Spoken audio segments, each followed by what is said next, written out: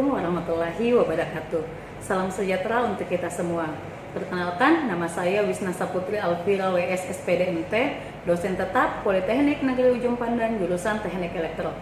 Adapun mata kuliah yang saya ampuh yaitu mata kuliah teori wajib instalasi tenaga yang berbobot 2 SKS pada semester 2. Mata kuliah ini merupakan mata kuliah pendukung perancangan instalasi tenaga, yang dimana pada mata kuliah ini akan membahas tentang prinsip-prinsip dasar instalasi tenaga, karakteristik berbagai jenis motor, pengaruh-pengaruh lingkungan, jenis-jenis starting, jenis-jenis pengaman motor, serta daya aktif dan daya reaktif.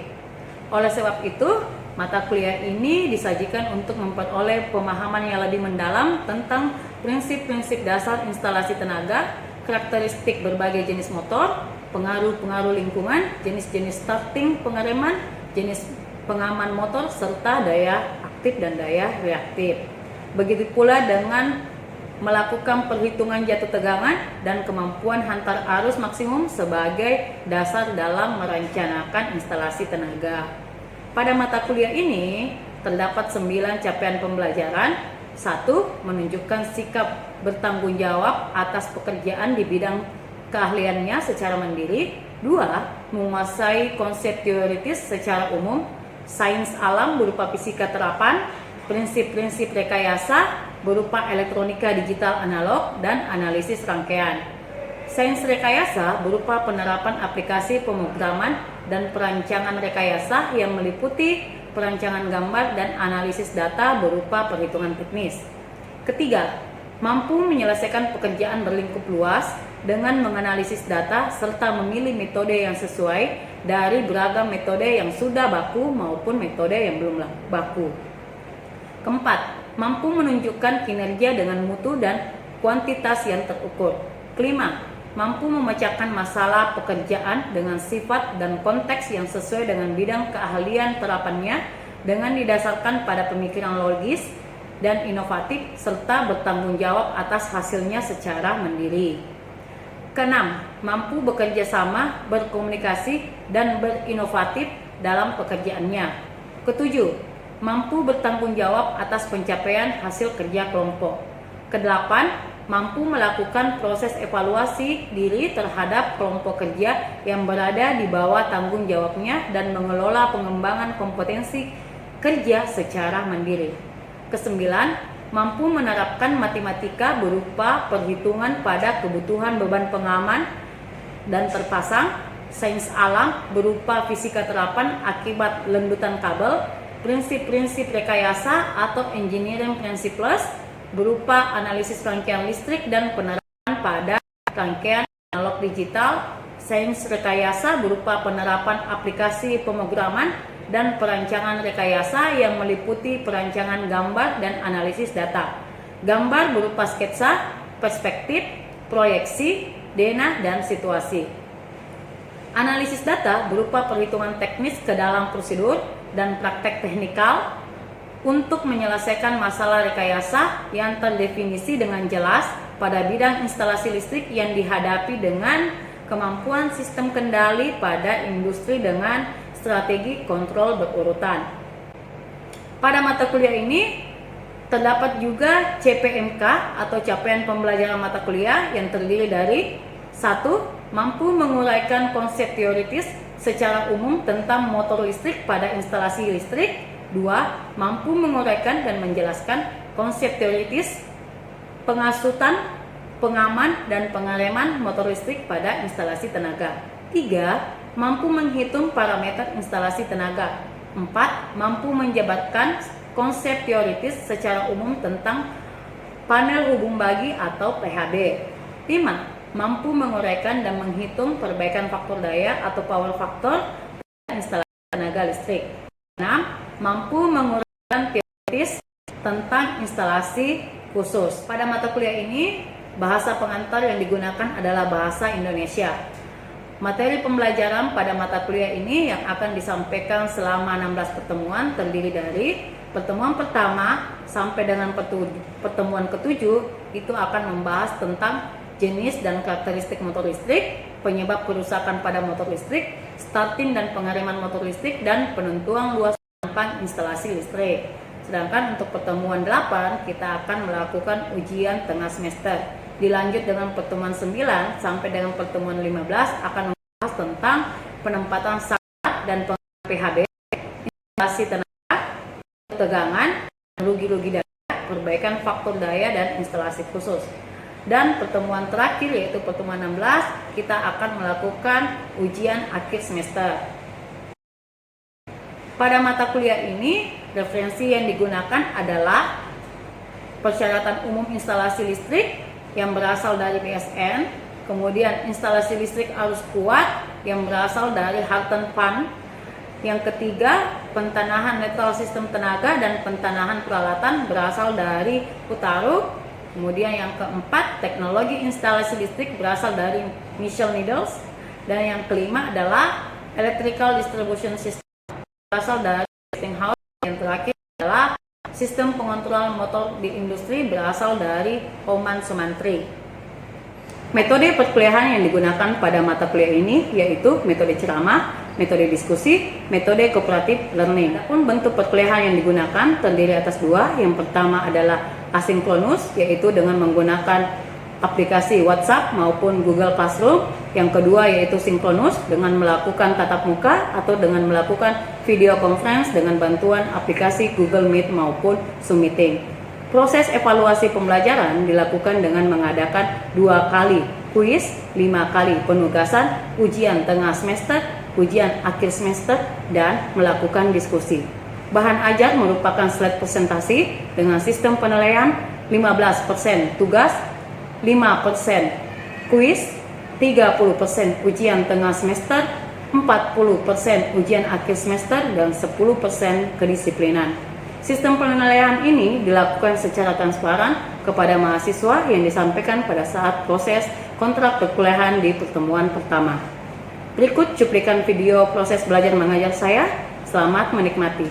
Assalamualaikum warahmatullahi wabarakatuh. Waalaikumsalam warahmatullahi wabarakatuh. Dan selamat siang. Siang, Bu. Salam sejahtera untuk kita semua. Salam, ya. Oke. Baik. Pada siang hari ini kita masuki dalam pertemuan ke-12 dengan materi perbaikan faktor daya. Tapi sebelum kita memasuki perkuliahan kita, maka ada baiknya kita dulu berdoa menurut kepercayaan kita masing-masing. Doa dimulai.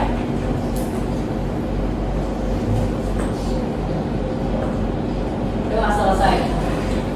Oke. Sebelum saya lanjut ya, saya tanya dulu kabarnya, bagaimana kabarnya kalian semua pada siang hari ini? Baik, alhamdulillah. Alhamdulillah, baik ya. Kita semangat di siang hari ini ya. Iya, Bu. Baik, kita langsung saja ke saya absen dulu ya. Sebelum kita masuk ke materinya. Oke, yang hikmah? Oke, yang Anggi? Hadir, Bu. Dipa? Hadir, Bu. Saya Dipa, kemudian Andi Ilham? Hadir, Bu. Abil? Hadir, Bu. Irawati? Ahmad Jailani? Ada? Hadir, Bu. Kemudian Fauzan? Hadir, Bu. Maria? Hadir, Bu. Fani? Ahmad Faiz? Hadir, Bu. Al-Tasya? Hadir, Bu. Ada. Kemudian Jongki? Hadir, Bu. Saharan? Hadir, Bu. Ahmad Fainullah? Hadir, Bu. Ada. Haikal? Hadir, Bu. Imri? Hadir, Bu. Imri? Hadir, Bu. Oke. Aan? Hadir, Bu. Oh, Aan sudah ada ya? Iya, Bu. Biasanya tidak muncul ya di kelas saya. Kemudian Husnu? Hadir, Bu. Dan yang terakhir Wardayani. Hadir, Bu. Oke ya, alhamdulillah pada siang hari ini semuanya lengkap ya. Oke, baik. Untuk mengefisienkan waktu, kita lanjut ke materi kita ya. Oke. Jadi sebelum kita masuk ke perbaikan faktor daya, kita harus tahu dulu apa sih daya itu. Nah, di listrik ya, pada listrik itu daya bisa diperoleh dari perkalian antara tegangan dan arus yang mengalir pada suatu rangkaian ya. Kemudian pada kasus sistem AC di mana tegangan dan arusnya itu berbentuk sinusoidal ya, atau dengan kata lain gelombang yang dihasilkan oleh arus bolak-balik itu sinusoidal, yang dimana dia terdapat puncak maksnya ya, dan puncak minimumnya, ya, gitu. Oke, itu untuk arus atau sistemnya searah ya, bolak-balik. Sedangkan kalau dia adalah arus DC, ya, DC dia itu dia searah, ya. Artinya dia akan tetap konstan atau dia linear Q, ya, dia tidak membentuk gelombang sinusoidal seperti yang dihasilkan oleh sistem AC-nya, ya. Nah, selanjutnya ketika perkalian antara keduanya menghasilkan daya tampak, ya, di mana daya tampaknya ini merupakan auxiliary power dengan satuannya adalah VA. Kemudian dia juga memiliki kedua bagian, ya, di mana bagian yang dimaksud itu adalah daya semu dengan daya reaktifnya. Nah, kalau kita perhatikan, ya, untuk daya tampaknya, ya, daya tampaknya itu adalah sisinya ini. Daya nyatanya adalah P, itu satuannya watt, ya. Kalau daya tampaknya itu adalah S dengan satuannya adalah VA. Ada yang tahu apa itu VA? Ya, volt ampere, ya. Nah, sedangkan yang sisi ini yang tegak lurus itu adalah I atau dia daya reaktif, ya, dengan satuan adalah watt. Kalau kan apa kepanjangannya? Watt, dia daya reaktif. Volt ampere reaktif, ya, volt ampere reaktif. Nah, makanya ini disebut sistem segitiga daya, ya, karena dia membentuk tiga daya yang dimana ada daya semu, ada daya nyata, dan ada daya reaktif. Daya semu itu bisa juga disebut dengan daya tampak, ya, daya tampak. Oke, selanjutnya, nah, untuk dayanya sendiri ketika dia didefinisikan itu adalah antara energi yang melaju di dalam suatu rangkaian listrik, kemudian dengan adanya energi yang mengalir itu akan mengakibatkan adanya arus yang mengalir pada rangkaian, kemudian dia ditambah dengan adanya hambatan yang bekerja, ya, ada hambatan atau adanya beban tambahan pada saat daya bekerja.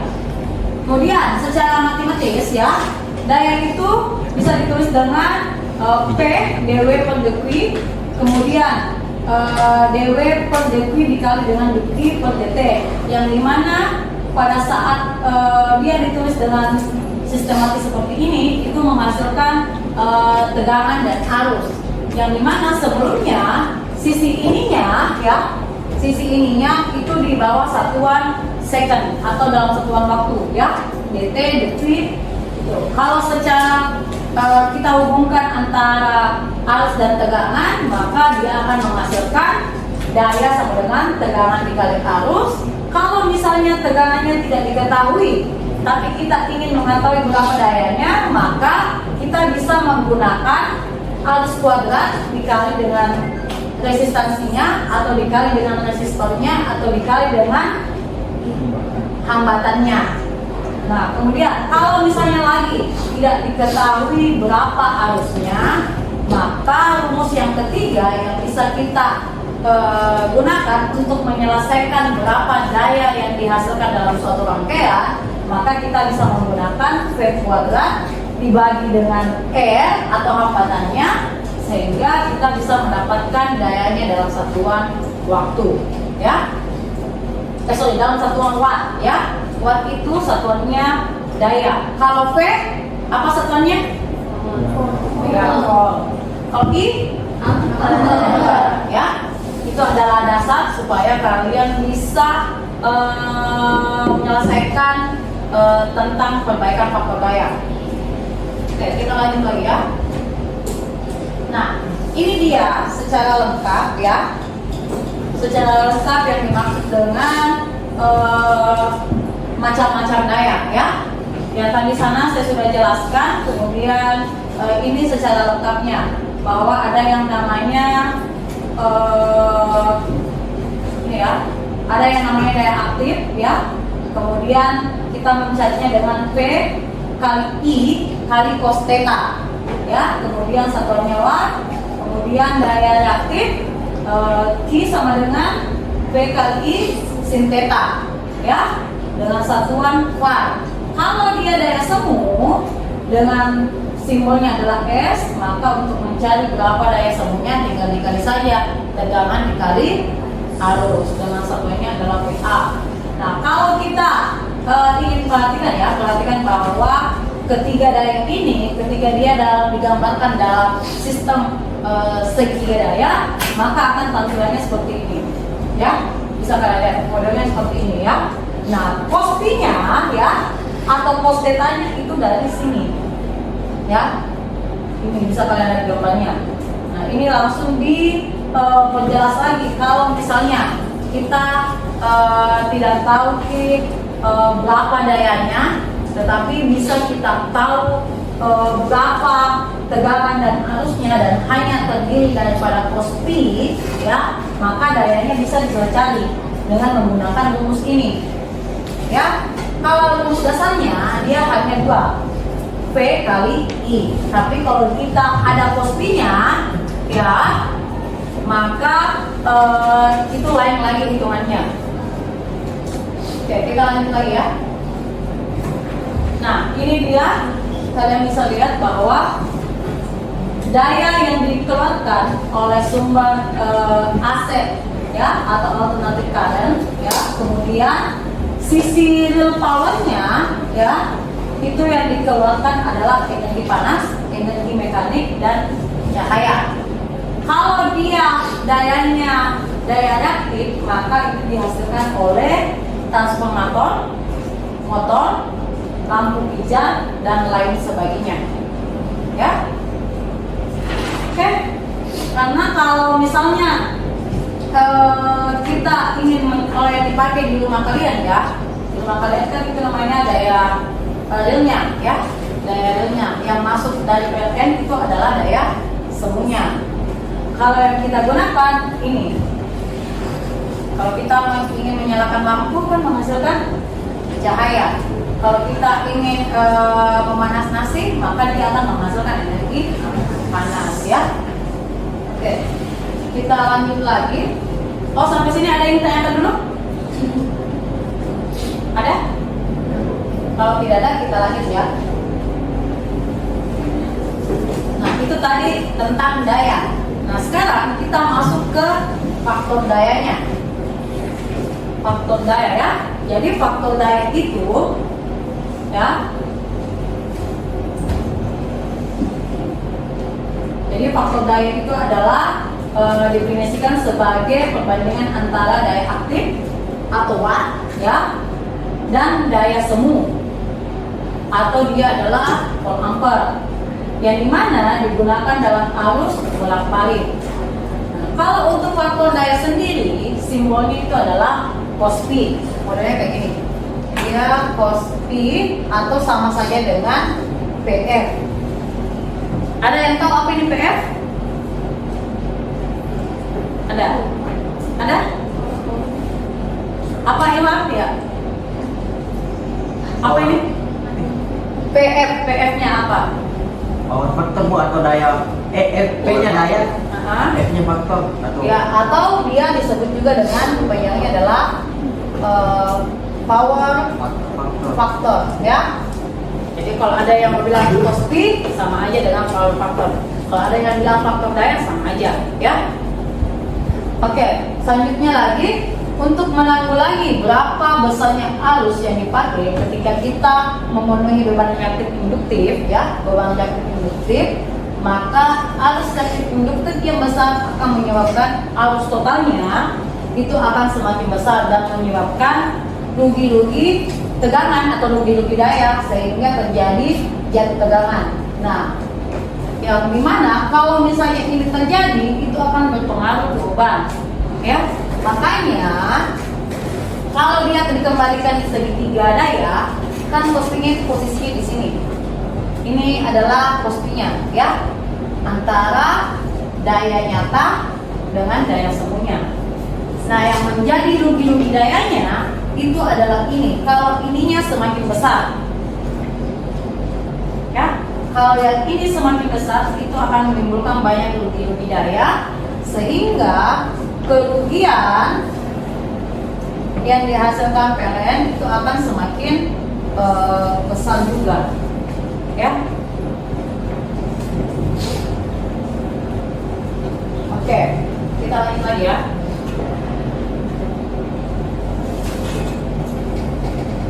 Oh ya, tapi sebelum kita lanjut, kalian perhatikan dulu di gambarnya yang ini, ya. Ini secara segitiga dayanya bisa kalian lihat bagaimana kondisinya, ya. Kondisi I, S, dan P, ya. Nah, di faktor daya itu akan sering berputar di segitiga daya ini. Oke, kita lanjut ya. Oke, setelah kalian mengetahui apa sih faktor daya itu, maka kalian juga harus tahu bagaimana sifat-sifat faktor daya yang dihasilkan. Nah, yang pertama, sifat yang pertama ada yang namanya faktor daya unity. Kenapa dia disebut dengan faktor daya unity? Karena kondisi tegangan dan arusnya itu berada dalam satu fasa. Dalam satu fasa artinya dia dalam satu line. Dia gini aja, ya, garisnya ini dia unity. Nah, kalau faktor dayanya bersifat unity, maka keadaan saat nilai cos P-nya adalah 1, dia bernilai 1, atau dengan kata lain bahwa faktor dayanya sudah dalam kondisi baik, ya. Nah, bagaimana batas faktor daya yang baik itu? Faktor daya yang baik itu dimulai dari 0,8 sampai dengan 1. Itu adalah faktor daya yang baik atau faktor daya yang diizinkan oleh negara kita, ya. Kemudian yang kedua itu adalah faktor daya mendahului atau yang disebut dengan leading. Kenapa dia disebut dengan leading? Karena kondisinya adalah beban atau peralatan listriknya itu memberikan daya reaktif dari sistem atau beban yang dimana bebannya bersifat induktif, ya, bersifat induktif atau ya kapasitif, bersifat kapasitif, yang dimana apabila arusnya mendahului tegangan, maka faktor daya ini dikatakan dengan leading, ya, leading. Nah, kemudian yang sifat yang ketiganya itu adalah faktor daya terbelakang atau lagging. Nah, kebalikan tadi daripada si leadingnya, ya, itu dimana keadaannya memiliki kondisi beban atau perlahan listrik memerlukan daya reaktif dari sistem atau bebannya bersifat induktif, ya. Sehingga apabila tegangan mendahului arus, maka faktor dayanya akan dikatakan lagging. Nah, gambar yang di atas ini adalah gambar faktornya, gambar vektor antara tegangan dan arus pada saat kondisi terbelakang, ya, faktor dayanya lagging. Nah, ini kalau dia digambarkan dalam bentuk gelombang sinusoidal, ya. Sampai sini ada yang ingin ditanyakan? Ada? Tuh, bertanya supaya kalian tidak kalian tidak kebingungan pada saat kita masuk ke perbaikan faktor daya. Ada yang bertanya? Oke, silahkan Anggi. Ya, Bu, hubungan antara leading dan lagging itu mempengaruhi ke faktor daya? Iya, sangat berpengaruh karena kalau misalnya lagging, ya, berarti itu sifatnya bebannya itu bersifat induktif. Jadi peralatan yang memiliki sifatnya induktif, ya, artinya cost-nya juga akan berpengaruh.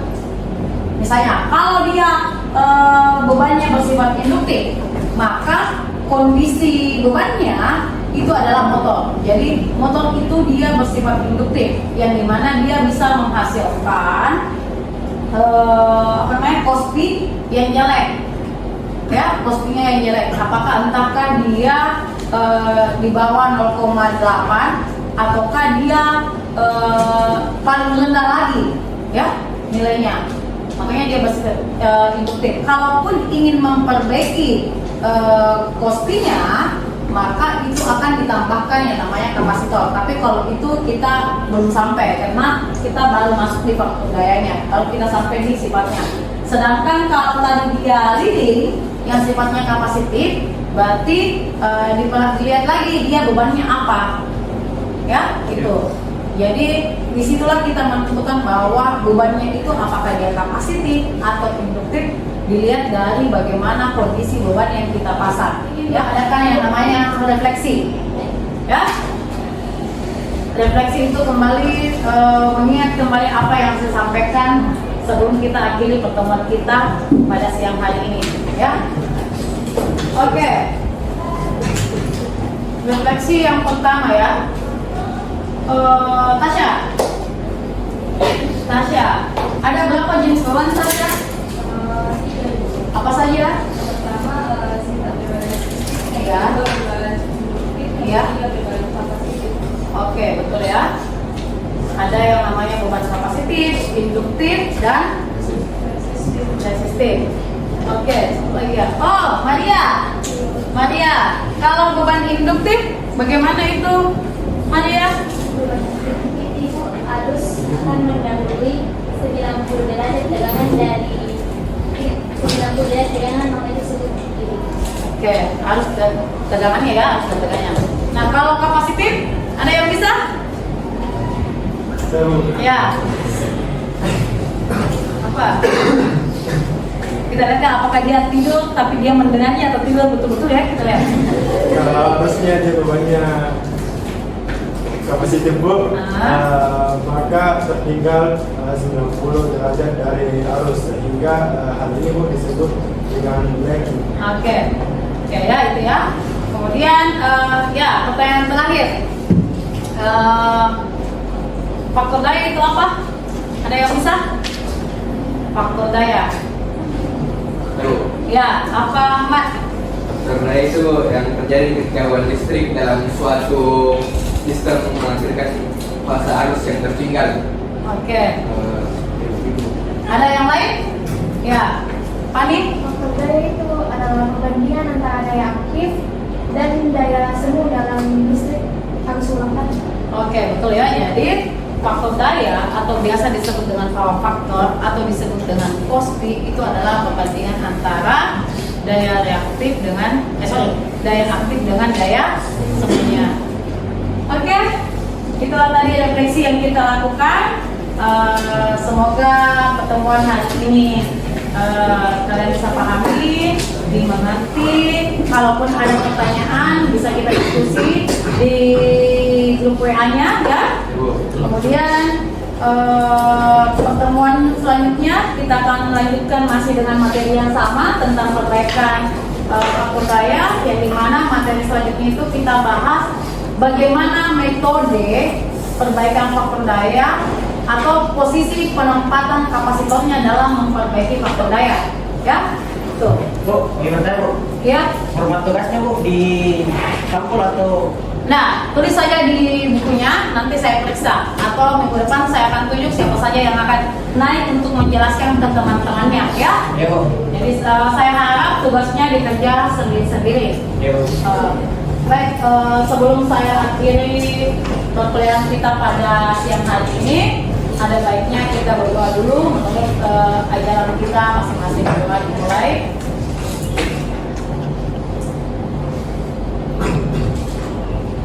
Oke, doa selesai. Saya akhiri pertemuan kita dan ucapan alhamdulillah. Wabillahi taufiq wal hidayah. Assalamualaikum warahmatullahi wabarakatuh. Waalaikumsalam warahmatullahi wabarakatuh. Oke, beri aplaus untuk kita semua. Itulah tadi cuplikan video proses belajar mengajar yang saya lakukan. Terima kasih. Wabillahi taufiq wal hidayah. Assalamualaikum warahmatullahi wabarakatuh.